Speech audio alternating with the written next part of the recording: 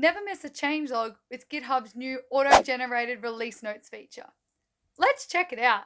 To automatically generate your release notes, click Create a New Release on your repo. Make sure you are creating a new tag with a new version number. Click Auto-Generate Release Notes. The title for your release will be created along with the body content. All the changes since the last release will be listed alongside the contributor and a link to the pull request. First-time contributors even get a special mention.